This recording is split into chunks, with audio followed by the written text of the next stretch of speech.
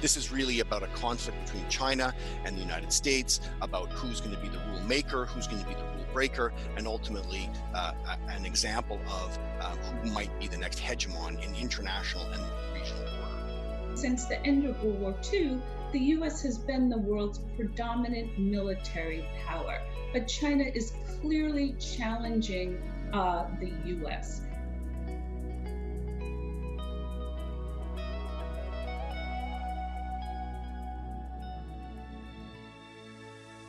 Welcome to Network 2020's audio edition of this virtual event.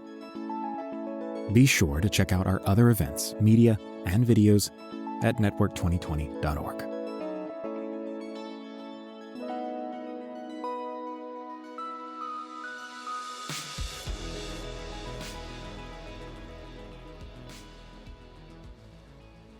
Everyone, my name is Courtney Doggart. I'm the president of Network 2020. It's a real pleasure to be here today to talk about the South China Sea with three excellent experts actually, one of whom is playing the moderator role. And we're also very happy to be co-hosting this with the New York Southeast Asia Network, which you'll hear a little bit more about later. So I'm just going to kick it off by introducing our speakers and moderator, and then I'll turn it over to them. And just as a reminder, if at any point you have any questions, please feel free to just enter the questions right in the Q&A box. So first off, we have Gregory Poling, and he is a senior fellow for Southeast Asia and the director of the Asia Maritime Transparency Initiative at the Center for Strategic and International Studies. He oversees research on U.S. foreign policy in the Asia Pacific, with a particular focus on the maritime domain in the countries of Southeast Asia. His research interests include the South China Sea disputes, democratization in Southeast Asia, and Asian multilateralism. His writings have been featured in Foreign Affairs, The Wall Street Journal, Nikkei Asian Review, and Foreign Policy, among others. He is the author or co-author of multiple works, including The Thickening Web of Asian Security Cooperation, Deepening Defense Ties Among U.S. Allies and Partners in the Indo-Pacific, Building a More Robust U.S.-Philippines Alliance, and A New Era in U.S.-Vietnam Relations, Deepening Ties 2 Decades After Normalization. He received an MA in International Affairs from American University and a BA in History and Philosophy from St. Mary's College of Maryland. Christopher Ankersen is Clinical Associate Professor at the Center for Global Affairs at NYU, where he leads the Global Risk Specialization. And prior to joining NYU, he was the Security Advisor for the UN system in Thailand. And previously, he held positions at the UN Assistance to the Khmer Rouge trials in Phnom Penh, Cambodia, the UN offices in Geneva and Vienna, and with the Department of Safety and Security in New York, where he was desk officer for Iraq. From 2002 to 2004, he was a Rolf Dahrendorf Scholar at the London School of Economics and Political Science, and he has taught at LSE, the London Centre for International Relations, King's College London, Carleton University, and the Royal Military College of Canada, and has also lectured at staff colleges in Canada, Australia, and Denmark. He has acted as policy and strategy government consultant to militaries, governments, and private firms in the UK and Canada. And he was previously an officer in the Canadian Forces. He is a senior research fellow at the German Southeast Asian Center of Excellence for Public Policy and Good Governance at Thammasat University in Thailand, and co-founder of the NYU Project on Armed Forces and Society. And last but definitely not least, we have Anne-Marie Murphy, who is the professor at the School of Diplomacy and International Relations, Seton Hall University, and senior research scholar at the Weatherhead East Asia Institute of Columbia University, and an ASEAN Research Program Fulbright Scholar. Her research interests include international relations and comparative politics in Southeast Asia, U.S. foreign policy toward Asia, and governance of non-traditional security issues. She is co-author of Non-Traditional Security Issues in Southeast Asia, The Transnational Dimension, and co-editor of Legacies of Engagement in Southeast Asia. Her articles have appeared in journals such as Asian Security, Contemporary Southeast Asia, Orbis, Asia Policy, World Politics Review, and PS, Political Science and Politics. She is a founding partner of the New York Southeast Asia Network and is currently completing a book on the impact of democracy on Indonesian foreign policy with the generous support of the Smith-Richardson Foundation. And with that, I'm going to turn it over to Anne-Marie, who will talk a little bit about the New York Southeast Asia Network and then kick off the discussion. So thank you all for joining us today. Well, thank you, Courtney, for that very kind introduction. I'm delighted to be here today, and I'm delighted that the New York Southeast Asia Network is co-sponsoring this. The New York Southeast Asia Network was created in 2015, and our mission is to promote research on, discussion about, and awareness of Southeast Asia and U.S. Southeast Asian relations by collaborating among academics and policymakers, both within the U.S., particularly the tri-state area and abroad. We organize and promote many events, both in person and online. We publish a weekly newsletter. We advertise these events on our website, so please go check us out. Thank you. So today's event is obviously on the South China Sea issues and prospects. So what I first want to do is give you a little background. So if I could please have the first map. The South China Sea, as you can see here, is a very strategic body of water that connects the Pacific and Indian Oceans. It's critical to global trade. Approximately $4.3 billion of global trade, make that $1 trillion of global trade passes through annually. And as you can see on this map, there are long-standing disputes over islands. Up here in the northern part of the South China Sea are the Paracel Islands, which are claimed in whole by both Vietnam and China. Down here in the southern part of the South China Sea, these islands are claimed by China in its entirety, as well as Malaysia, Vietnam, and the Philippines. So these disputes over islands are long-standing, but for decades they were largely a frozen conflict. May I have the second map, please? The conflict really heated up. May I have the second map, please?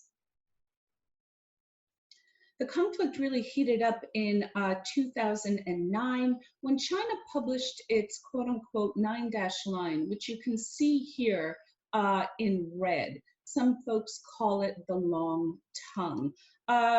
China published this map with the UN, and it claimed the waters and all of the islands within it as Chinese, and claimed that they had indisputable islands. Now, indisputable sovereignty over everything within the map, which accounts for approximately 90% of the South China Sea. Now, to many countries like the United States, this amounted to the privatization of international waters, i.e., a critical component of the global commons. To many Southeast Asian states, China's claims of indisputable sovereignty created new conflicts over maritime territory, which you can see in these shaded areas here, the purple with the Philippines, and over here with Vietnam. Because under the UN law of the sea, or UNCLOS, states have a right to exploit the resources, think oil, gas, fish, within their exclusive economic zones, which extend, very complicated, but typically 200 miles offshore.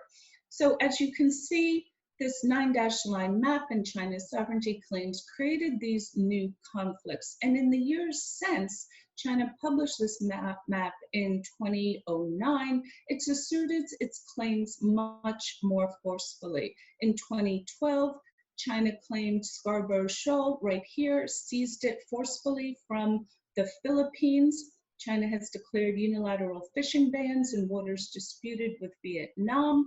It has dragged survey ships into waters, again, claimed by Vietnam for drilling purposes. Many of these have led to skirmishes. The Philippines filed a legal claim against China's claims with the UN Law of the Sea Permanent Court of Arbitration, which in 2016 declared China's 9-dash line inconsistent with international law, and it invalidated most of Chinese claims. However, China has refused to abide by that ruling. Now, arguably the biggest game changer in the South China Sea in recent years is that China has built and militarized artificial islands, which give it the ability to project power deep into Southeast Asia. May I have map 3, please? So this map is an aerial picture, courtesy of the Asia Maritime Transparency Initiative, which illustrates the construction of all of this territory, i.e. poured concrete, over what had been a submerged reef that China seized from the Philippines in 1995.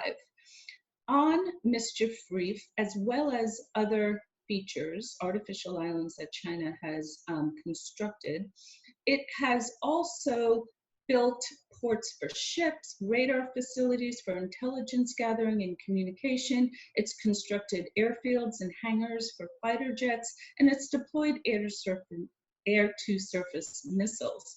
In short, China has created these forward operating bases that threaten not only the interests of regional Southeast Asian states, but also those of countries like the United States. These bases give China the ability to implement an anti-area access denial strategy that could restrict freedom of navigation through the waters and over the airspace. Freedom of navigation is the most critical U.S. interest in the South China Sea because it's critical to defend its allies in the region. So the South China Sea has therefore become a critical focal point of Sino-U.S. rivalry at a time when China is challenging the U.S. for leadership within the Indo-Pacific region and beyond. And as Sino-U.S. tension rises over COVID, over trade wars and other issues, both Washington and Beijing are putting pressure on Southeast Asian states to choose sides, something Southeast Asian states are loath to do. So many of you may know that there's an old saying that says, whoever rules the sea rules the world. And since the end of World War II, the US has been the world's predominant military power. But China is clearly challenging the US. And this is recognized by US Admiral Philip Davidson, currently the head of Indo-PACOM, who in his April 2018 Senate confirmation hearings stated that the creation and militarization of islands in the South China Sea gives China control over those waters in all scenarios short of war. So with that as a brief background, I'd now like to turn the conversation over to Christopher Ankersen, who will give us more up-to-date perspectives from the Southeast Asian states, and then we'll turn it over to Gregory Poland for a discussion of the US interests and Sino-US rivalry, etc. Thank you. Christopher?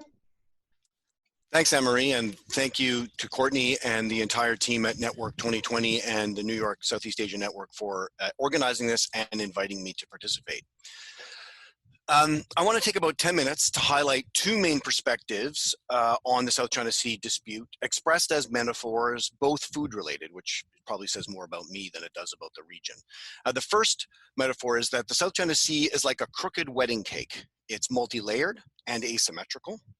And the second metaphor is that China is offering up a buffet of salami and carrots, and so far it seems to be working. We'll talk a little bit about ASEAN and its role in the South China Sea, and my main conclusion there is that it's unfortunately contradictory, and this enables a long-term Chinese strategy. A quick overview of the events from 2020 before I move on to those two metaphors. The first event that's worthy of note, I think, is that in March, the Vietnamese government sent a note verbal to the United Nations Commission on the Limits of the Continental Shelf, talking about its dispute with Chinese reckoning of how many of the issues as expressed by Anne-Marie were being resolved. Note verbal is not a particularly, it's the usual way in which member states communicate with the United Nations. It certainly was a routine piece of diplomacy, but it's interesting to see that the next month in April, a Chinese Coast Guard vessel rammed and sunk a Vietnamese fishing vessel near the Paracel Islands. And I think that goes to show an interesting relationship between diplomacy and the use of force that we'll see repeated over and over again in the South China Sea.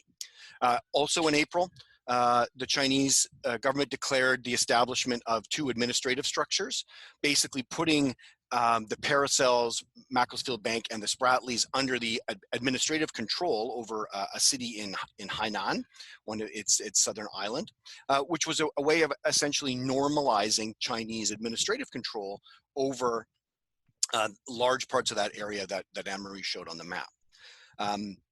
Also in April, a Chinese survey ship, a number of survey ships entered the Malaysian economic exclusion zone and began following an oil exploration vessel operated by the Malaysian state oil company Petronas. And again, this idea of Chinese actively disputing other countries' ability to exercise what they claim is their inherent right under the UN Convention on the Law of the Sea. The final event I want to talk about is in May, it was revealed that China apparently has plans to implement an ADIZ. I'm not American, I'm Canadian, so I pronounce it correctly. An air defense identification zone over the Pratas, Paracel, and Spratly Island chains, which, if this is true, and if it were to be implemented, would be similar to what China has done in the East China Sea. Again, an incremental de facto control over large areas of disputed territory that would help to, on one hand, from their perspective, essentially by small incremental achievements, achieve a de facto control over the area.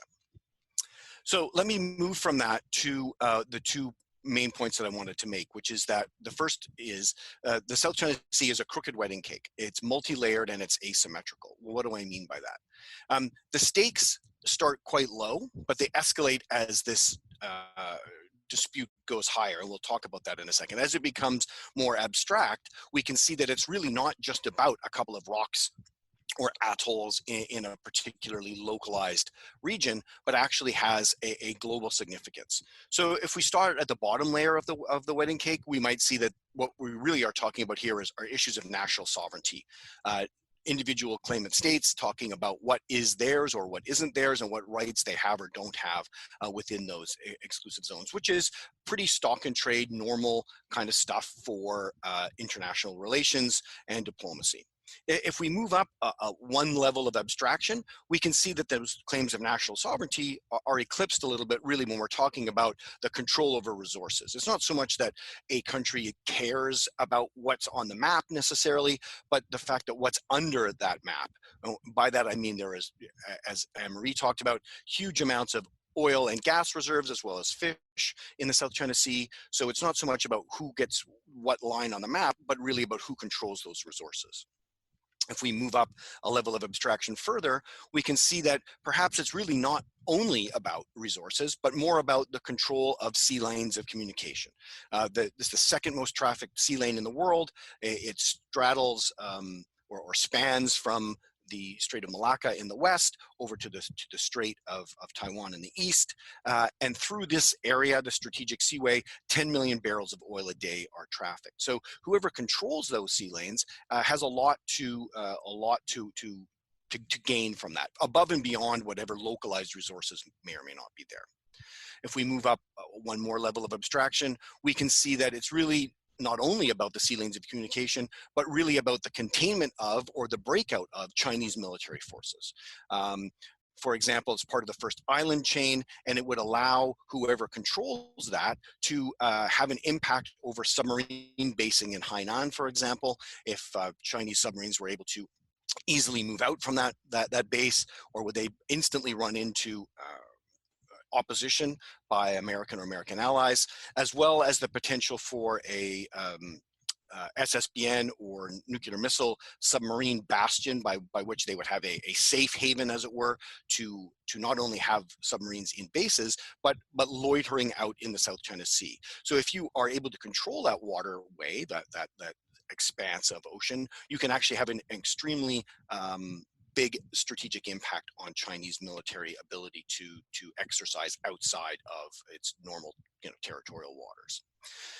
We go even further up the cake, we can see that this is really about U.S. treaty commitments to its allies in the region, namely Japan, Taiwan, and the Philippines, but even more so about U.S. defense credibility. If it's not able to support its allies, if it's not able to bottle up China and prevent it from establishing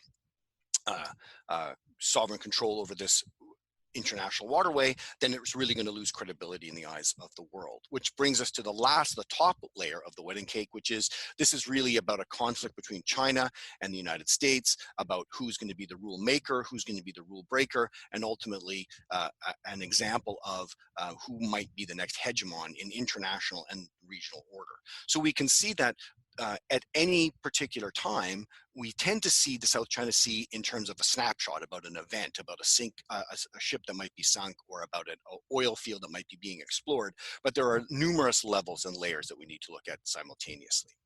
And I think what's interesting is we have seen perhaps too much focus on the idea, for example, that the American military, the American government is focused on so-called freedom of navigation operations as a kind of manifestation of their presence in the region.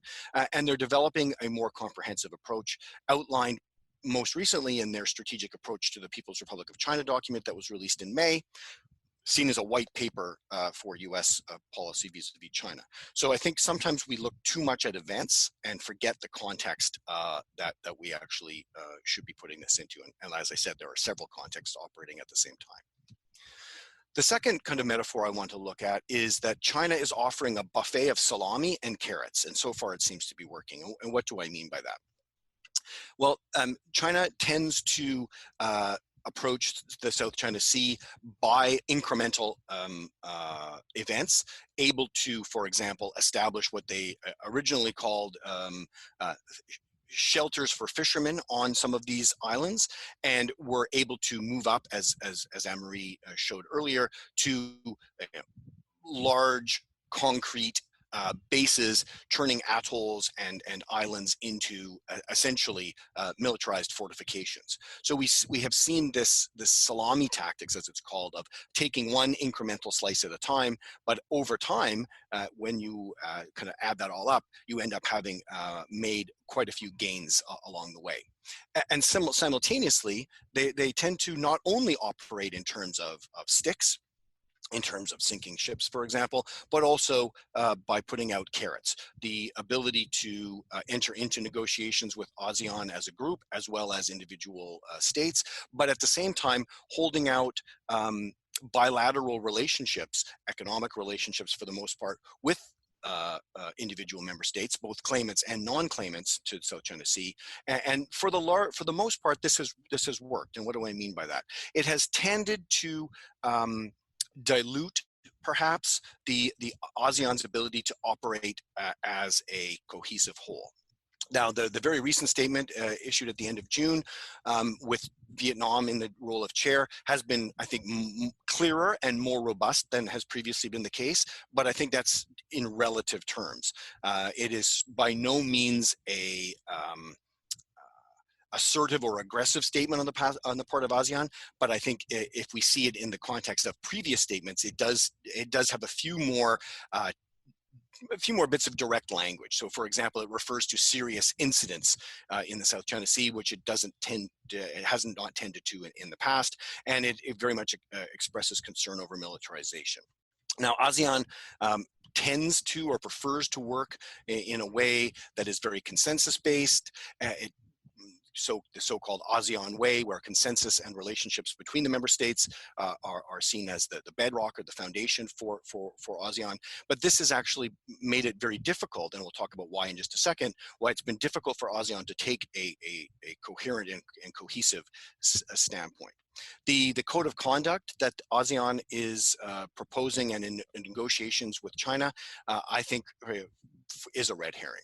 It's been extant now for over 25 years, and China uses it essentially as a faux focus that allows it to return to the table to talk, but at the same time to go out and do these salami tactics. And many observers have commented that China operates under a talk and take or a take and talk strategy, where it actually uses these talks as a way to de-escalate things, but at the same time doesn't hesitate to actually go out and achieve its objectives through these incremental kind of fait accompli on the ground or on the water, as it may be. It's not helped by the fact that within ASEAN, the 10 member states have contested claims amongst themselves. There are 4 claimant states within ASEAN, and they have, to some extent, overlapping claims in some areas, but also contradictory basis for claims. And I think until ASEAN member states are able to reconcile those issues, it really does make it easier for China to divide and conquer. By taking ASEAN not as a coherent whole, but essentially disaggregating it and doing a hub and spoke form of diplomacy, where it essentially picks off individual members of ASEAN through bilateral relationships. So for example, in 2012, there was no ASEAN joint communique because Cambodia was in the rotating chair of ASEAN, and it was seen, even though it's a non-claimant in the South China Sea, it was seen to have been co-opted by China to really advance its agenda vis-a-vis the South China Sea during that meeting.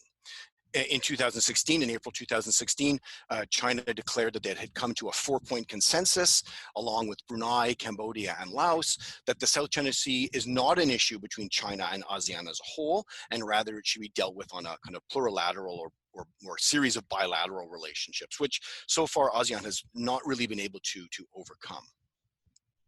Now, again, as I mentioned, this June, ASEAN has made a tough stance, relatively speaking, but at the same time, in the same communique, it also looked forward to the possibility of signing the Regional Comprehensive Economic Partnership, which is a large trade deal between ASEAN and non-ASEAN member states, including China.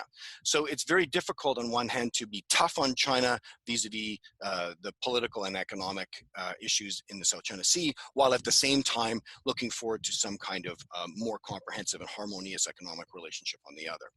And I think ultimately ASEAN's strategic priority, which is a reduction in the militarization of the South China Sea, may well be what really gets frustrated here. A day after the ASEAN communique was released in June, the United States sent 2 aircraft carrier strike groups to an exercise in the South China Sea, the second that it conducted in a quick succession in the Pacific, with a total of 3 carrier groups in the region. And this is really, if ASEAN is serious about non-militarization, it's not just Chinese non-militarization that is the objective. It also has to be no U.S. militarization either.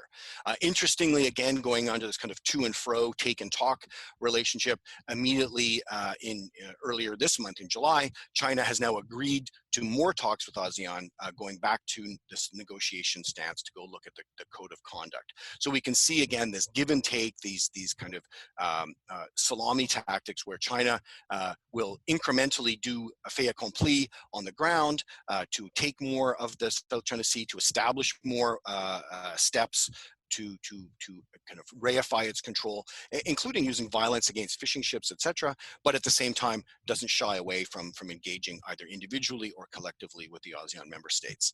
And I'm going to leave it there and turn it over to Greg, who's going to talk more about this, including the very important ASEAN member that I have not mentioned, which is the Philippines.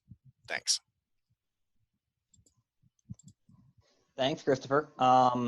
So I'm going to try to focus mostly on the U.S. interests here and how they've evolved. And what I think's important to keep in mind is that the disputes haven't been static. There have been a dispute in one form or another, disputes over territory in the South China Sea for over a century. The South China Sea dispute over waters and seabed and airspace as we know it today is barely 25 years old. U.S. interests over that time have been pretty consistent. The broad principles. We've had the same 3 base principles in the South China Sea for a century. How much relative weight is accorded to each one has shifted largely as the claims of all of the claimants, but especially China, has changed. And so in the 1990s, China's claim vastly expanded, which resulted in a change in the primacy the US gave to its various interests. So what are those interests? Well, the US has, for the entire century that there's been a dispute over the islands, it has said that it is committed to neutrality on the questions of territorial sovereignty while still wanting to defend its allies and partners. It has, second, remained consistently committed to freedom of the seas in whatever definition that was at the time. So since the conclusion of the UN Convention on the Law of the Sea in the 1980s, that has meant something different than it did in the 1930s, 40s, and 50s. But it's always been, we will not accept claims that infringe on freedom of the seas as defined at the time. And then the third, related to those two, has been US access. The US military is committed to freely accessing and using the South China Sea as permitted by international law because it's an international waterway. So you had, we can talk in Q&A if anybody wants about the early days, but from the 1950s on, 1950s, 1970s, the South China Sea for the US was mostly about that allies part of its interest. It was about defending its credibility to its allies while remaining neutral. Because remember, from the 1950s until the 1970s, all of the occupants of the Spratly Islands were US treaty allies. It was the Philippines, the Republic of China, and South Vietnam. China, the PRC, very quietly occupied one half of the Paracels, but didn't really do anything with it. So it was all about keeping these parties from fighting because we had bigger concerns. In the 1970s, that rapidly shifted. So in 1974, the PRC invades the western half of the Paracels, drives the South Vietnamese off. The US is very slow to respond, barely even aware of where the Paracels are by that point in time. In 75, Saigon falls. In 79, we break our relations with the ROC and formally recognize the PRC. And so by 79, suddenly there was only one US treaty ally left in the South China Sea, the Philippines. And it's no longer just an academic question what that means, because you now have North Vietnamese troops from 75 on having occupied all of South Vietnam's outposts in the Spratlys. You have a very real concern in Manila that the North Vietnamese are going to continue to roll through and they're going to invade Philippine Islands next. And so this begins a very heated debate within the context of the US-Philippines alliance about what exactly that alliance means in the context of the South China Sea, because we have an Article 5 commitment to the Philippines, just like we do to Japan or Australia or to the NATO allies, but it covers territory. And it is vague about what it means in the context of disputed territory. Now, this debate happened over the course of about 4 years. We finally came to an internal consensus within the State Department that the US-Philippine treaty committed us to defend Philippine armed forces, vessels, and aircraft in the waters, but not necessarily on disputed islands. Because the Philippines had only recently occupied those islands, it's hard to claim that it did so in self-defense. It could easily be argued that the Philippines picked a fight by moving into the Spratlys. The US wasn't going to weigh in. This came back to our neutrality. But we were going to say that nobody's allowed to unilaterally use force to change the situation. And we weren't willing to be shown as letting an ally down, especially our last ally. And that's basically where things stood. From 1979 until really the 1990s, the South China Sea wasn't disputed. The Spratlys and Paracels were disputed. That dispute had basically crystallized. Everybody understood where the lines were. And as long as nobody used violence, we were good. In 1988, China invades starts to move into the Spratlys, has a fight with the Vietnamese at Johnson Reef. You have, I think, 60 Vietnamese dead. But it's still, Vietnam is being isolated at the time, both by China and the US and all the rest of ASEAN. Nobody really comes to Hanoi's defense. It's not until 1995 when, as Anne-Marie referenced, China takes Mischief Reef, which is not only closer to the Philippines than any of its other outposts, it's also entirely underwater. And that's a big problem. At the same time, you have the UN Convention on the Law of the Sea coming into force in 1994, just a year earlier, and China ratifying in 96. The rules have been set. Everybody, including the US, which failed to ratify, but did sign and abides by UNCLOS, everybody had agreed on what the rules were. As Anne-Marie said, every state gets a 200 nautical mile exclusive economic zone. Every state gets a continental shelf below that. And that's it. Beyond that, it's international waters. The rules had shifted, but there was still an agreed upon set of rules, and China had helped negotiate those rules and ratified it. And yet, for some reason, China had just built a base on a piece of the seabed that all of the rules agreed belonged to the Philippines.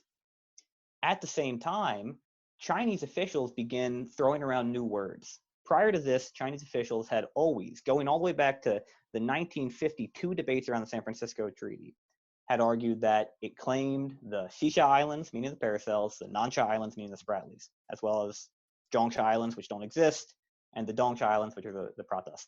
But suddenly it starts talking about historic rights.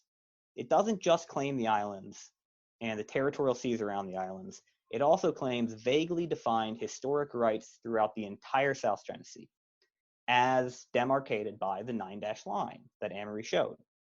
Now, the 9-dash line also, frankly, didn't matter to anybody outside of a handful of Chinese cartographers until the 1990s. It existed as a way to show the islands that China claimed inside of it. Only in 1995, 1996 did it suddenly come to be a claim to waters and seabed. So for the first time in 95, not only do you have ASEAN and China starting negotiations on their first attempt at a code of conduct, because the Filipinos, of course, were scared by the occupation of Mischief Reef. Everybody was scared by what historic rights meant. You also have the US step in, not just talking about its treaty commitments, as it had before, but talking about international law.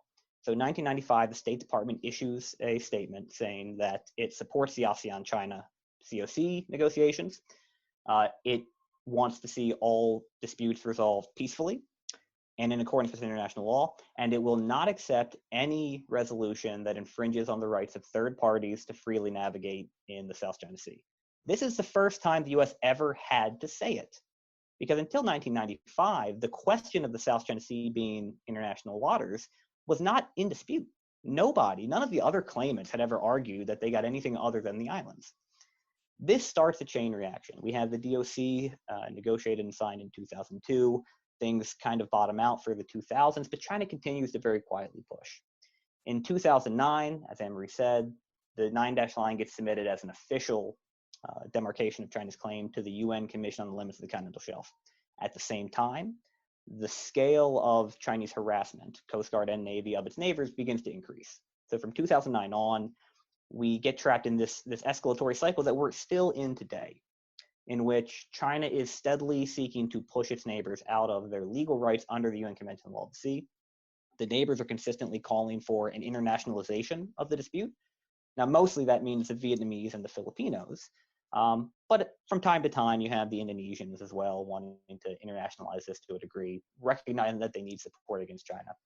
In 2010, at the behest of ASEAN members, then Secretary of State Hillary Clinton declares at the ASEAN Regional Forum that freedom of navigation and peaceful resolution of disputes in accordance with international law in the South China Sea is a U.S. national interest, reiterating that 1995 statement, but raising it to the level of the Secretary of State. We have the Philippines file their arbitration case. It gets resolved in 2016. China has lost. Again, everybody has agreed on what the rules are, and yet China continues to push. And at the same time, at the end of 2013, we have these Chinese dredgers. These dredging ships show up and start building artificial islands. Today, there are 3,200 acres of land in the Spratly Islands that didn't exist before 2013, including at Mischief Reef, which Anne-Marie showed, which was underwater 10 years ago and is now roughly the size of the I-495 beltway around Washington, D.C. The goal of China's island building is not primarily to fight and win a military contest with the U.S. It's to allow China to maintain the kind of persistent peacetime presence, Coast Guard, fishing, paramilitary, throughout the 9-dash line that creates de facto control, the de facto control that Christopher talked about. Today, if you are a Vietnamese fisherman or a Filipino fisherman or a Malaysian oil and gas ship and you sail out more than a few miles from shore, chances are you're going to bump into a Chinese law enforcement vessel or a Chinese paramilitary vessel. That was not the case 10 years ago. 10 years ago, China had very limited capacity to do anything south of the Paracel Islands. So as a result, Southeast Asians are being squeezed out of the South China Sea. And for the US, increasingly the concern is twofold. We still have this concern about allies, meaning the Philippines in particular. We must continue to maintain the credibility of the Article 5 commitment to the Philippines. Otherwise, it starts a snowball effect, right? If you fail one ally, even the least of your allies, everybody begins to question whether or not the Americans still have the spine to be a Pacific power. And, the Australians, the Japanese, the Koreans begin to wonder what the price is on their head. 2, the US is unwilling to accept whatever historic rights means. And it's not clear what it means. All we know is that every other nation in the world has a 200-mile exclusive economic zone, and China believes it has 1,000 miles of rights in the South China Sea. And you simply can't accept that. If you accept that, it begins the process of unraveling UNCLOS. Because why would any rational actor in the international system restrict themselves to a 200-mile EEZ if China gets 1,000? Why wouldn't there be a race to grab all of the Arctic? Why wouldn't the Americans claim everything out to 1,000 miles from our Pacific islands? It would be tying your hand behind your back to continue to maintain commitment to UNCLOS.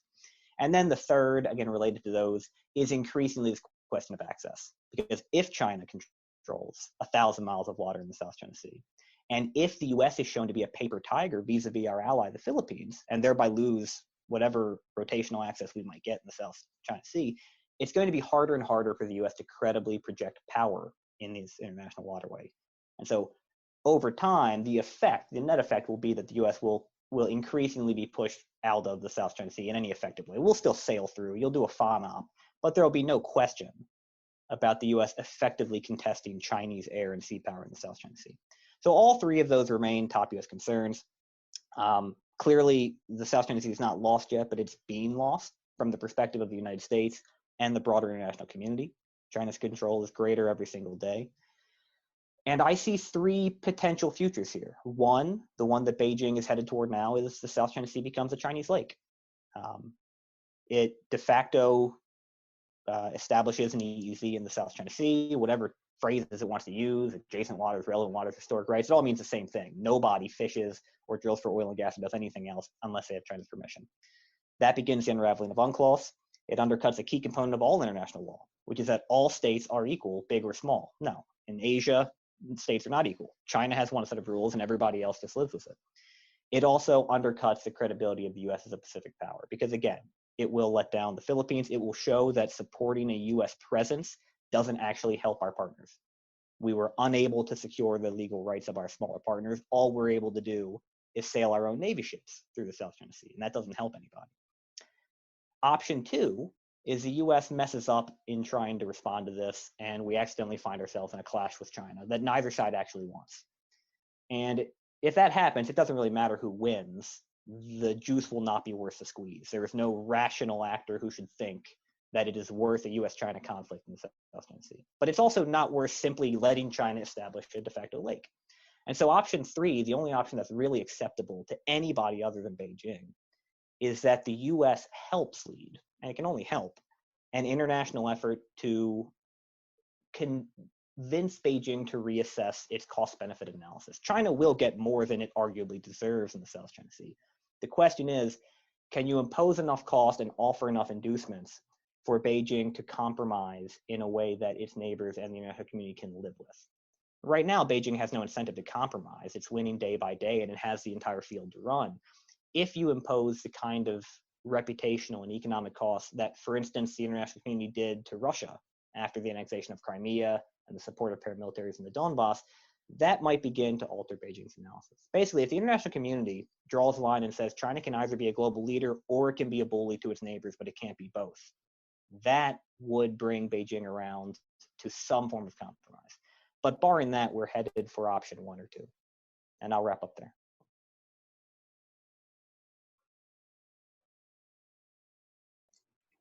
Thank you both, Christopher and Greg, for those extremely interesting remarks. And Greg, you ended on an extremely optimistic note there.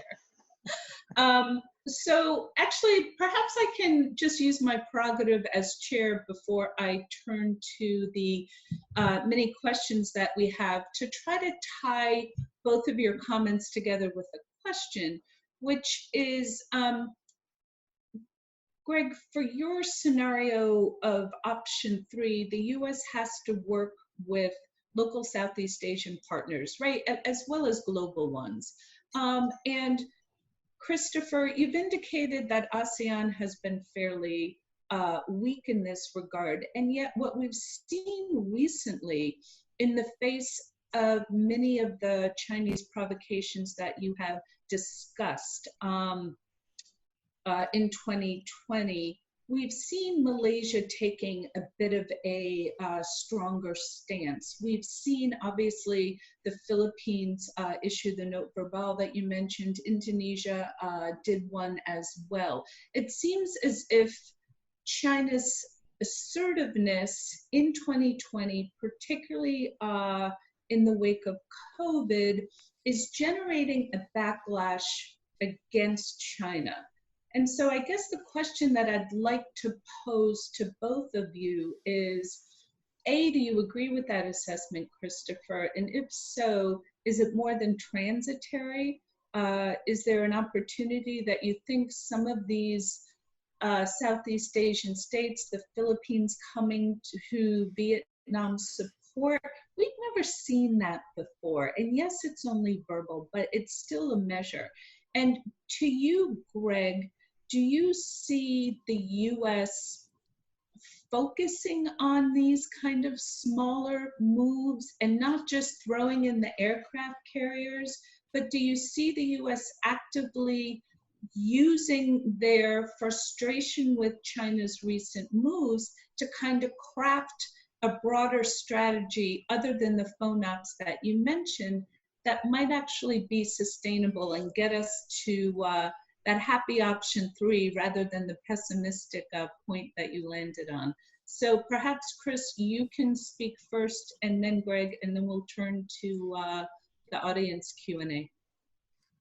Yeah, great questions, Emery. And I think there's a big distinction I would make anyway between ASEAN's response as an organization and the responses of individual member states. And I think so far, you're right, there have been some more robust responses on the part of individual claimant states, but what we haven't seen is ASEAN as a group really coming together and drawing a line. Now, I think what we wouldn't have even the marginally more robust communique from ASEAN had Vietnam not been in the chair, for example. We didn't see anything like this when Thailand was the chair or other non-claimant states. So I think in some senses, this has been a bit of a perfect moment in the sense that with Vietnam in the chair, they made South China Sea a priority and were able to the communique, for example, was a chair's draft.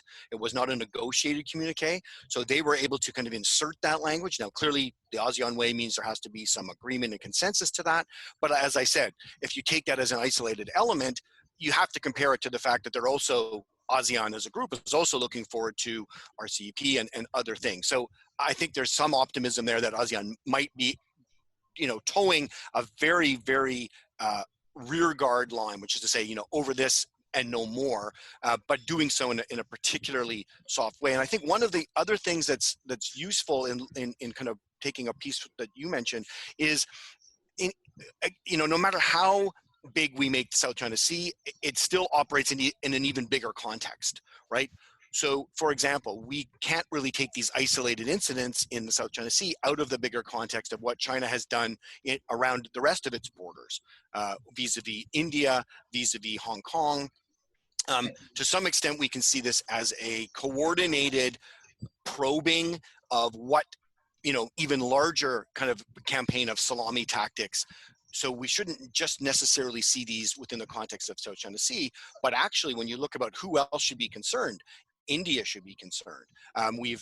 For example, the Americans have asked FONOPs from Canadians, from Australians, from British naval ships. So to only focus this, as is often the case, as an ASEAN or Southeast Asia or Asian thing, I think in some cases very much loses those larger points that Gregory and I alluded to. So in that sense, ASEAN does have some opportunities to branch out and make this a more international issue. And I'm not sure ASEAN as a regional organization is really ready to do that in a coordinated fashion because of the divide and conquer elements that I mentioned earlier. Thank you. Greg? Yeah, I think that the U.S. is, well, certain agencies are attempting to focus more attention on the South China Sea, largely because it's couched within their broader concerns about beating up on Beijing. Department declaratory policy is getting better over the last 6 months. It doesn't make up for the fact that it's been basically silent on the South China Sea for the last 3 years. The White House is missing. I think the state will continue to get better over the next few months. But the bottom line is that this administration is probably incapable and uninterested in the kind of international coalition building it would take to really impose costs. Because no matter how good the U.S. messaging is, China can always say, well, this is just the American and its puppets, right? It's the Aussies and the Japanese and the Americans, and that's it. Nobody else cares.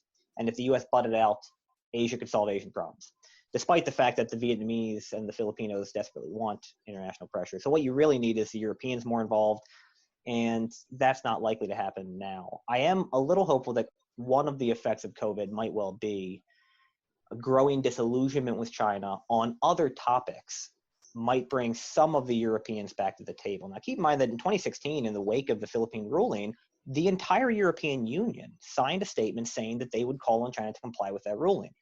And then after the ruling came out, consensus broke, largely because of 2 members of the European Union. And since that day, the UK is the only one who's had the spine to stand up and say it. The French, the Germans, the Italians, not a single one has called on China to comply with the 2016 ruling. So it's not just the US that's at fault here. The whole international community has been engaged in a lot of fence sitting that's not helping anybody. Okay, thank you very much. So we have a question here, one from Amy Friedman, and her question is, so what will China offer in return for keeping Southeast Asian states from really getting up in arms over Chinese encroachment? BRI funding and projects, or obviously, Christopher, you mentioned a lot of carrots. You talked a little more, Greg, about the coercive side. Is it just BRI? What else might it offer, or how would you address that question, please? I guess we'll both come in on that. It's a great question, and I think this is where China really does hold the upper hand vis-a-vis a lot of these smaller states in the region.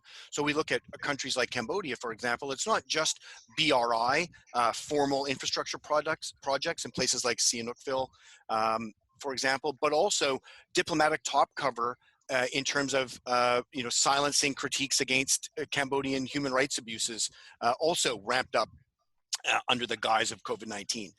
We've seen this kind of protector role that China has been willing to play in various UN fora like the Security Council, and that's a fairly big card that they're able to play for places like Myanmar, for places like Cambodia, who aren't just looking for bilateral money, but that's also on the table. So countries like Laos, countries like Cambodia are effectively reliant on Chinese largesse, whether it's parts of the BRI initiatives or not, and that's a very powerful carrot that so far the United States has not been able to match, partly because they're hoisted on a particular petard about ignoring human rights abuses to the extent that you would be able to kind of match Chinese funding, and that is just a very difficult circle for the Europeans and for the Americans to square.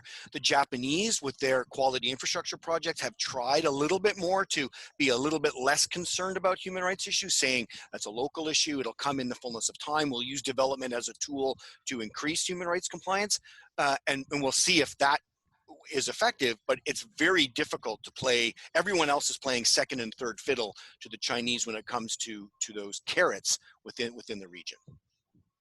Greg, do you want to add anything? I agree with all that. I just point out that China's the incentivization from China works best actually with the non-claimant states, right? It's not particularly effective with Vietnam. Vietnam mostly gets sticks when it doesn't want to listen. It's been tried and found wanting repeatedly in the Philippines. It works with Malaysia, but that's largely because Malaysia doesn't really put the South China Sea at the forefront of its policy in the way that the others do. But mostly what China's done is it's muzzled ASEAN by, breaking off the Cambodians in particular, but also Myanmar and Laos, where Chinese investment and loans are way higher than any rational actor could expect. It has done the same with the European consensus by basically making a quid pro quo out of a handful of BRI projects. In the 2016 lead up to the ruling, most of China's support came from the Arab League, and that because China made an explicit quid pro quo in China Arab League statements to voice support for China's position. Nobody in the Arab League cared about the arbitration, right? They just signed it to get in exchange for Chinese largesse. So it's part of the goal here has to be bringing the South China Sea dispute out of the ASEAN context. It will never, ASEAN is not capable of managing the South China Sea dispute, and it shouldn't be asked to. But I do think that China's ability to continue to buy silence is limited, right? I mean, there comes a point at which you're going to have dead mariners in the water and nobody can pretend that reality is not reality. Okay, thank you both for those answers. We have a couple of questions for Greg on the Philippines. So, oh boy, more questions popped up and I lost those. All right, so Greg, I'm gonna read both of these and ask you to respond, please. The first is the statement of Secretary Pompeo saying that South China Sea is covered under the Mutual Defense Treaty between Manila and Washington. Does that change everything, or is it just a paper statement to appease Manila?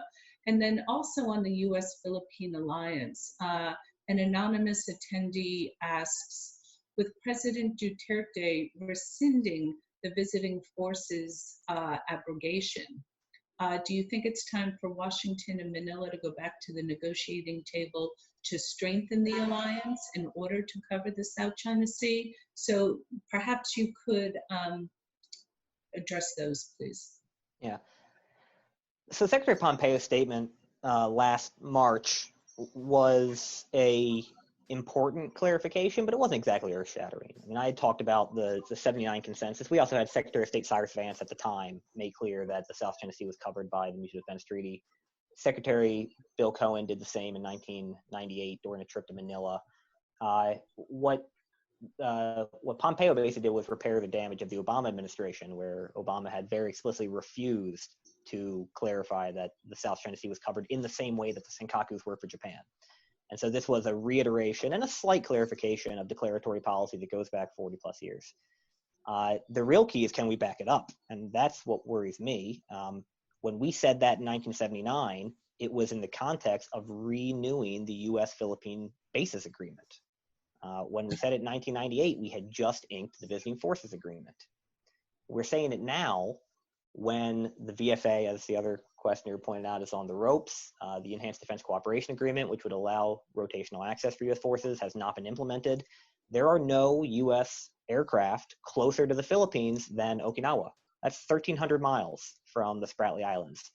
So if the Chinese made a small attack on, say, the Philippine Marines on the Sierra Madre, which is the ship they have grounded on Second Thomas Shoal, the Chinese base at Mischief Reef is 20 miles away. The U.S. is 1,300 miles away. You do the math. We cannot credibly defend the commitment that Pompeo made last March.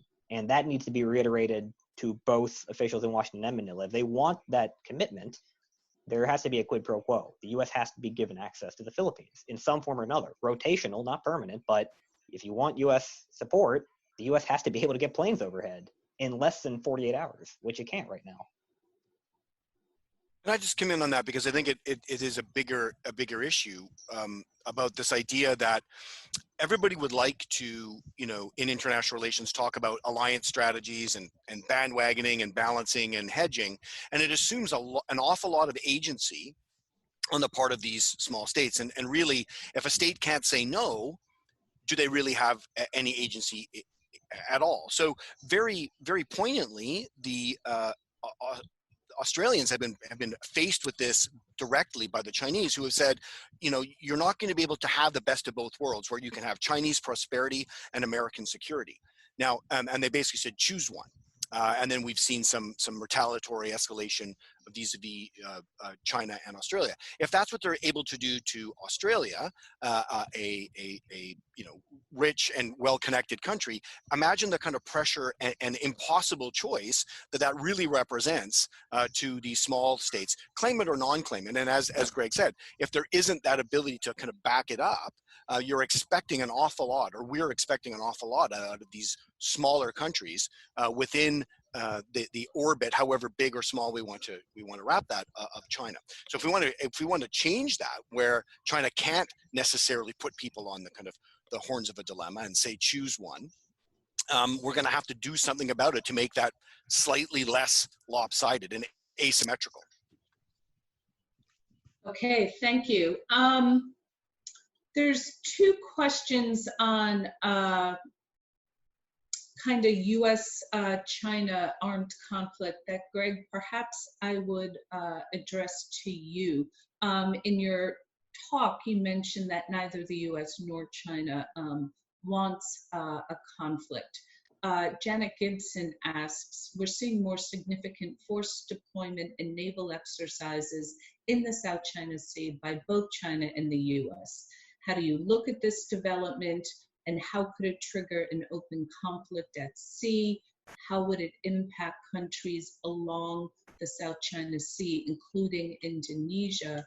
And that is followed up by another question by Surya Klunkrit, who asks, will conflict between China and America lead to World War III? So first, I would encourage everybody to look beyond the headlines of the week a little bit. I mean, U.S. posture, the number of U.S. Navy ships in the South China Sea really hasn't increased much. I mean, there's been a pretty steady but modest increase in the number of ship days that U.S. Navy ships spend in the South China Sea that goes back to the Obama administration. This dual carrier operation, yes, it was meant to send a message, and that's what it did, and then the carriers go home, right? There's not going to be two carriers sailing around the South China Sea consistently. Same goes for China. China has been increasing its operational tempo in the South China Sea as part of its larger buildup of the People's Liberation Army Navy, and that'll continue. At the end of the day, nobody is kind of surging forces to the South China Sea. When the U.S. Navy and the PLA Navy interact, it is largely professional, 99% of the time. I don't worry about the U.S. Navy and the PLA getting into a fight. It's a non-zero chance, but it's extraordinarily unlikely. The way a fight starts in the South China Sea is going to be with the China Coast Guard or the Chinese fishing militia. They're the ones who are actually the front line of China's coercion. The PLA Navy does very little. The PLA Navy follows the Coast Guard around as an implicit threat. It's the Navy, it's the Coast Guard that's ramming, Malaysian boats or playing chicken with Vietnamese oil and gas operations. It's the fishing militia that represents the largest numbers and gets the most aggressive and are the most poorly trained. So if there's going to be a fight, it probably starts below what we would consider the level of military conflict, and it escalates. It involves, say, the sinking of a Philippine boat, a Philippine government ship responds, the Chinese Navy feels compelled to respond, then the U.S. is suddenly dragged in. So if we're looking at how you de-escalate the South China Sea, it doesn't matter how much we talk about professionalization and setting up hotlines and conflict mitigation measures with the navies, because the navies aren't going to be the ones who started. And then the big question, I mean, would it lead to World War III? Probably not. A conflict in the South China Sea would be short and sharp, and right now the U.S. would probably lose it because China controls most of the bottom of the escalation ladder. For the U.S. to fight in the South China Sea requires using a lot of very expensive, very escalatory long-range assets. China controls all of the stuff that's actually there now. Okay. There's a question from James Stillman, who says that the U.S. Army Chief of Staff arrived in Thailand today. Does the visit have any wider bearing on the conflict in the South China Sea? Obviously, Thailand is not a claimant in this. Christopher, do you want to hop in on that? No, it doesn't really. The American Army involvement in Thailand is very much about bolstering a series of capabilities, what we might call transnational counterterrorism, counter-drug operations that the Thai military provides essentially as an on-the-ground partner with the United States. It also strengthens that treaty obligation, which is a long-standing one over 150 years now. And the Cobra Gold series of exercises where American forces exercise with their Thai counterparts and often other bilateral involvement from other people within the region from other ASEAN states is a long-standing series of commitments. It has been used as a way of modulating U.S. commitment to Thailand. So immediately after the 2014 coup, for example, there were ways of kind of de-escalating the participation of that. So having the U.S. Army Chief of Staff there certainly sends a signal that American relationship with Thailand is back on a more normal footing after the 2019 somewhat civilian assumption of control. So in that, it's a signal, but I don't think it's anything to do with the South China Sea. It's just meant to indicate to everybody that there are treaty commitments within Asia, and America is going to put boots on the ground from time to time to kind of to bolster that. The issue with Thailand, like other countries, is that they are looking to some extent to hedge, and they would like to have it both ways. They have a strong commitment from the Americans militarily, but they also don't hesitate to buy Chinese naval and military goods, tanks and armored personnel carriers from Russia, for example. The Thai foreign policy of, bending in the wind like a bamboo shoot, as they would like to say, has been fairly effective to play both sides. And it'll be interesting to see for how much longer they're capable of doing that. But I wouldn't read any more into this visit than that kind of normal treaty relations. Anne-Marie, if I can just jump in for 30 seconds. Sure. I think the thing that I always point out about Thailand is not going to be the ally you need in the South China Sea, right? Any conflict involving China, the Thais are not going to be your ally. The U.S.-Thai alliance is not underpinned by any legal documents. There are no treaties. It's 50 years of handshakes and winks. And it's 50 years of handshakes and winks that made a lot of sense during the Cold War when the Thais were a frontline state in containing communism. Increasingly, we don't have shared strategic interests. Thailand does not share the U.S. threat perception of China. Thailand does like the capacity building support and the prestige that the Army gets from the U.S., but they're not going to put any skin in the game in a U.S.-China conflict. You're more likely to look to the Singaporeans or even down the line maybe the Vietnamese than you are your so-called treaty ally in Thailand, if it comes to that. I agree with you 100%. I'm actually writing a paper on that. I'd love to get your views on at some point. And I guess since we don't have that many questions, I'll just pop in on this. To your point about the Thai alliance and to your point about having to choose, right? I mean, Thailand wanted to get submarines and the Chinese induced them, with 3 submarines for the price they could get 1 South Korean, but it comes with the provision that they have access to Sadahit Naval Base, right? And that these are stationed there and that it's Chinese technicians who work and service on those subs. It's still going forward, but gee, if you have Chinese technicians at Sadahit Naval Base, then the US is not going to dock its key naval forces there. And that is one of these very small ways in which China is using carrots outside of BRI and all of this in order to change facts on the ground and kind of dislodge the US from the region. So I agree with you 100%. There are 2 questions, and Greg, I think I'll put these primarily to you, although Christopher, if you want to hop in, about the role of the fishing, Chinese fishing fleets and Coast Guard. So there's one question: what role going forward might the Chinese Coast Guard paramilitary play in the dispute as distinct from PLA forces? I mean, Greg, you touched on that. But then there's a second question from Thomas Havlack, who asks, how much control does the Chinese central government versus provincial governments and even local governments have over their fishing fleets? And so perhaps you could comment on that. Sure. So like I said, the Coast Guard and the militia are really the front line because China doesn't want military conflict. It wants to convince the region that the fight's not even worth having, that by sheer force of numbers, China has already won. And so when you look at the operations this year, for instance, the oil and gas survey off Malaysia that Christopher talked about, it's not the Navy the Navy's there, but they're hanging back. The survey ship is surrounded by non-uniformed, fishing boats that are actually recently retired PLA officers who have changed one uniform for another. They go out there and they play chicken with Malaysian government vessels. They do the same with the Filipinos around Pitu Island, the largest Philippine-held island. They did the same last fall for the Vietnamese. It's about changing the risk calculation for these states. All China needs to do is use its Coast Guard and militia, which are far larger and better armed than half of the Navy boats that the region can field, to make it too dangerous.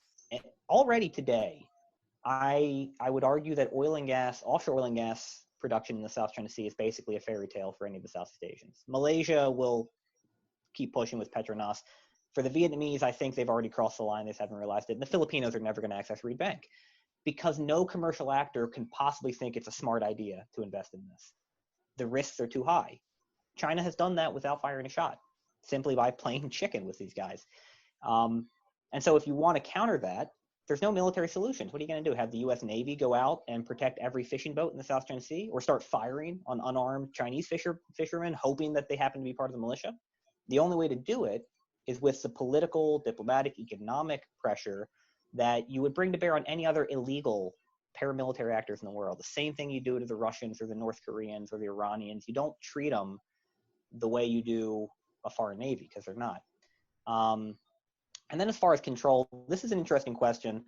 I do think that we overestimate sometimes how much decisions are being made by Chinese leadership in Zhongnanhai, because an incident will happen. A fishing boat shows up off Indonesia and sparks a protest, and somebody calls me and says, "Hey, why did Beijing decide to do this now?" Beijing didn't decide to do this now.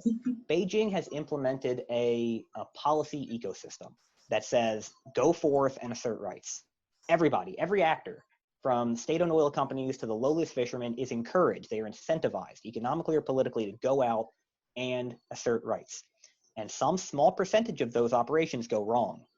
And when they go really wrong, that's when somebody in Beijing has to step in and de-escalate, as we saw in January with Indonesia, where Xi had to get on the phone with Jokowi. Most of the time, though, it's handled by local Coast Guard or the South Sea Fleet or provincial officials in Hainan. And Xi Jinping is only vaguely aware. Okay, thank you very much. This is a kind of follow-up to your scenario 3, Greg. We have a question from Joanna Gwodowski, who asks, what specific incentives or pressure can the U.S., its allies, and obviously the EU and others use to modify Chinese behavior? What would be most effective? So you've talked a lot about changing risk calculations, cost benefits, etc. Would you be able to give us a few more specifics on that? Yeah, and I think it has to be done iteratively, right? Because what you want to do, what you constantly want to do is build up pressure while leaving off ramps. You want to consistently leave the door open for China to seize the opportunity for compromise and get whatever the cost imposition is decreased. It starts with just talking about it. I mean, 2015, 2016, this was the top agenda item, not just in ASEAN meetings, the G7 meeting, at discussions in the UN General Assembly. This was the topic, the EU. Today, you're going to find it at point 10 or 11, buried underneath a bunch of trade fights and North Korea disputes. Even in the ASEAN meetings, it's not the top issue when the outside parties are there. So getting it escalated to the top of the international agenda builds its own kind of pressure. It starts undercutting China's narrative that it's a responsible global leader. And then I would look at specific economic levers. So for instance, you don't issue broad-based sanctions against China. Start identifying fishing associations who are engaged in militia work. They're violating not just the UN Convention on the Law of the Sea, they're violating the regulations to avoid collisions at sea, they're violating any number of cues. Start targeting them for sanctions, ban them from access to international financial markets, treat them the same way you did Russian actors in the Donbass, who did the exact same thing, they just weren't on boats. Have the Seventh Fleet get overhead and start taking pictures of Chinese militia activity and releasing it to the UN in the same way we do violations of North Korean sanctions in the Yellow Sea and the East China Sea. Find creative ways to impose cost on individual Chinese actors while still giving Beijing the political cover to disavow them and change tack if it wants to. Just like it has with, violations of North Korean sanctions, where every time you catch a boat smuggling coal, the Chinese government pretends that it had no idea what's happening. Okay, thank you very much. There is a question here from Henning Hegland, who asks, is there a role for the Quad, i.e. the India, Japan, US, and Australia, I'm not going to call it an alliance, agreement to further Indo-Pacific cooperation to counter Chinese expansion? Do either of you want to address that question? Sure. I mean, I think as you rightly point out, the Quad is several layers below what we might call an alliance, right? It's an arrangement. It's enjoyed a little bit of a resurgence in interest lately, largely on the part of the Indians, partly because they are feeling pressure from the Chinese, but certainly it is a large part of the Japanese attempt to talk about the free and open Indo-Pacific as a coordinated and connected region, which is, I think, is a good and useful thing, rather than taking this as a microcosm to connect it to a much wider region, which has more interests than just claimant states in a particular sovereignty dispute in South China Sea. So it's a good mechanism to raise dialogue, to talk about these issues, as Greg says, to constantly keep it on the agenda. Japan, India, the United States, and Australia all have vital interests that go much more widely than just talking about sovereignty claims. So I think it's a good, I'm going to call it an arena or a forum for those kinds of discussions. I don't think people should expect that you would see a Quad flotilla arriving in the South China Sea with, you know, multi-flagged ships coming in to do something or to challenge anybody.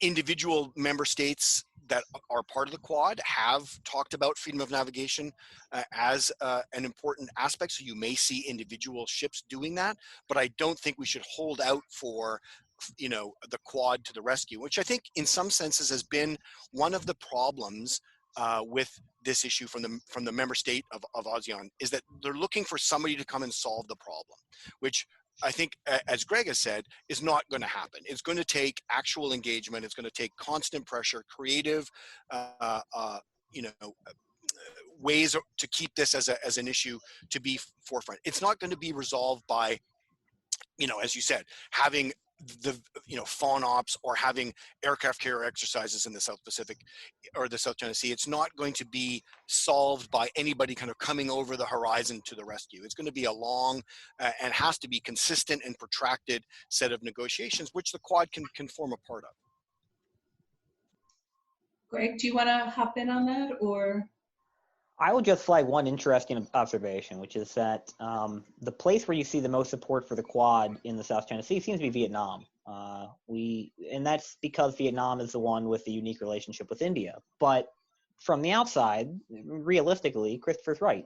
India is kind of the weak straw here when it comes to the military side. It sees the South China Sea as a secondary theater.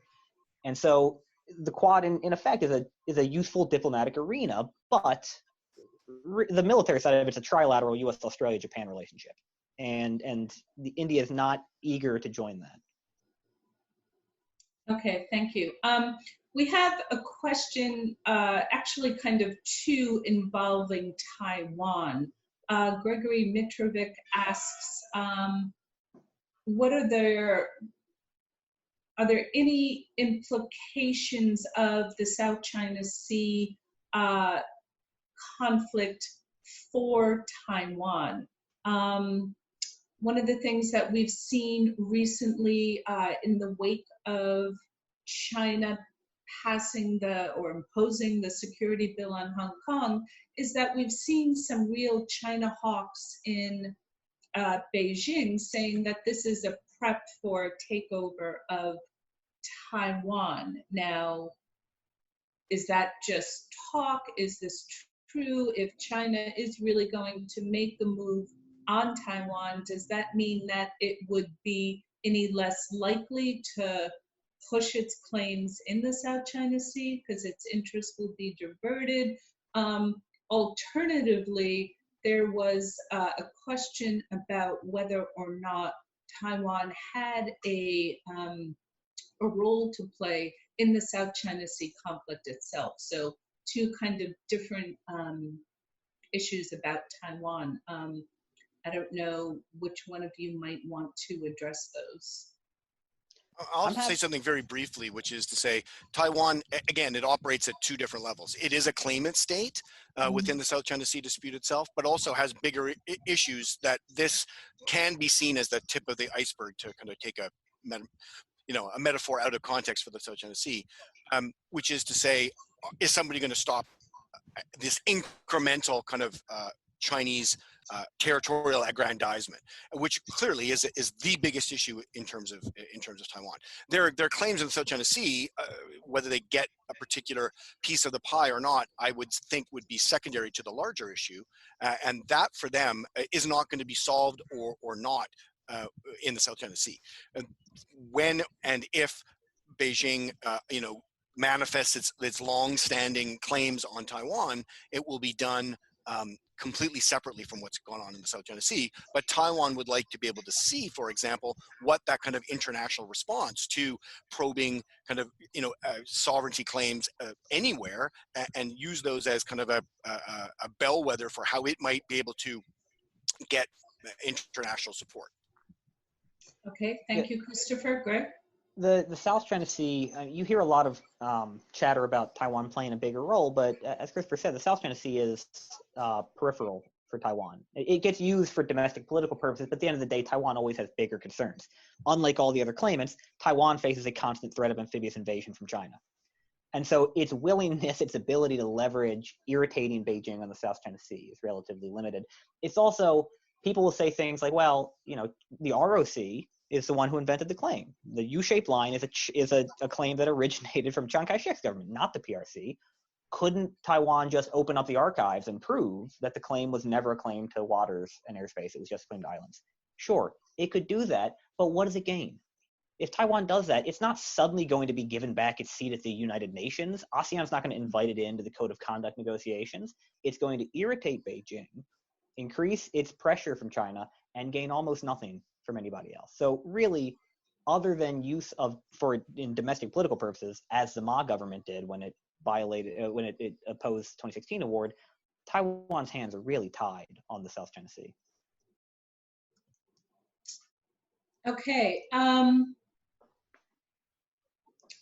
perhaps this has been asked and answered, but I'll pose it to you again, Greg, which is, there's a question regarding what is the EU position. So you mentioned the European Union position coming out strongly in favor of the 2016 UNCLOS ruling, in favor of the Philippines. And you had mentioned, Chris, that sometimes European countries, with their commitment to democracy and human rights, their order of interest with regard to the Southeast Asian countries can get diverted away from issues like the South China Sea. So I guess broadly, what would either of you like to say on the EU position? Because we have seen, right, in the last year, we've seen Great Britain do a phone-up, we saw France do a phone-up in the South China Sea. Is that a one-off for domestic political purposes? Is it a change in strategy? Any comments on the EU, please? There is no longer an EU position on the South China Sea. There was an EU position on the South China Sea in spring of 2016, at which point all of the members and all of the associated states agreed. The 2016 arbitral award, when it came out, would be binding. We'd call on China to comply. That broke in August of that year. In August 2016, the Greek prime minister goes to Beijing, signs his country's BRI deal, including for the Piraeus port, and suddenly at the EU meeting in August, when it was tabled that we should reiterate our claim from March that we'll call on China to comply, the Greeks, along with the Hungarians and Croatians, but for more parochial interests, broke the consensus. And so since that day, the EU has not said a word effectively about the South China Sea. And what also happened is that then sidelined the bigger members, because at the G7 state summit in 2016, the 4 European members of the G7 had also said that they were going to call for China to comply. But the French, the Germans, and the Italians have refused to do that since because they feel like they can't operate independent of the EU. So as a result, when it comes to declaratory policy, only the UK, given Brexit, feels that it is free to call for compliance with the 2016 arbitral award. The French are concerned about this in theory, and they have pledged to increase their presence, although they really haven't. I mean, the British did their own FONOP with the Albion. The French, it's been more of a promise to do that, and they did one sail through German shipwriter, but it wasn't really a FONOP. But anyway, that's all very nice, but in the same way that US FONOPs don't really change anything, British and French FONOPs don't really change anything. What's needed is consistent declaratory policy, and only London has that. Okay. And so I would say... I was just going to say, I guess we see that China has been very effective in incentivizing Greece and other members of the EU with BRI projects, so we see the same tools being used in that area as well as in Southeast Asia. Sorry, Chris, over to you. Yeah, I was going to say, but to be, I don't know what the word is, to be equitable, the Americans do the same thing in a slightly less sinister way, and that I think explains for Britain to do a FONOP in the South China Sea is much more about its relationship with Washington than it is with its relationship with Beijing. It's not doing it to annoy or upset the status quo in the South China Sea. It's doing it to show that it is a loyal and trusted international ally with Washington. It's doing it in the same reason why the Australians have done it, and the same reason why the Canadians have done it, because it was asked to by the Americans to kind of to provide a multinational sheen on this. So both large powers are essentially, trying to rally, more broad support, that kind of broad declaratory and consistent operations. So this doesn't look like a Beijing versus Washington kind of dispute. Okay. Well, thank you both for that. We are just about out of time. So before I make a few concluding remarks, Greg and Christopher, do either of you have any closing remarks that you'd like to leave our audience with today? Nothing for me. I can't imagine how much more depressing I could get. Okay. Yeah, I would agree. I think I will say this: the work that Greg and AMTI has been doing is doing exactly what it says on the tin. The amount of transparency that the world has about South China Sea is only really possible from a civilian and a researcher perspective because of the work that's going on at AMTI. So I would put in a plug that if people in the audience are interested, it is your one-stop shop to get literally the bird's eye view. So when we talk about constructing things on atolls, well, what does that actually look like? The one photo that Anne-Marie showed is only one of several that you can get. And that website has enormous resources. If people are interested, please, that's where you should go as your first protocol. Thank you very much, Chris. And I certainly couldn't agree with that more. And that is the Asia Maritime Transparency Initiative at CSIS.org in Washington. So I think to everybody in the audience, I hope you'll agree that we have had a very fascinating, if pessimistic, discussion. We've really got to the crux of the issue, both from the Southeast Asian perspective as well as from the China-US perspective. I really want to thank Greg Poling from CSIS, Christopher Ankersen from NYU. Again, if you want to learn more about the New York Southeast Asian Network, you can check us out online. And before I turn it back to Courtney Doggart, I really want to thank the people behind the scenes who keep all of this going, and that would be Brian Tang at Network 2020 and Srinath Poole at the New York Southeast Asian Network. Thank you for making this work so smoothly. Courtney, over to you. All right, just wanted to echo your thanks. Thank you, Christopher. Thank you, Greg, and Anne-Marie. Thank you for doing such a terrific job leading the discussion today. Thank you for listening to Network 2020's audio edition of this virtual briefing. Click on the link in the description below to view all of our upcoming events and find out how you can become a member and gain access to our members-only benefits.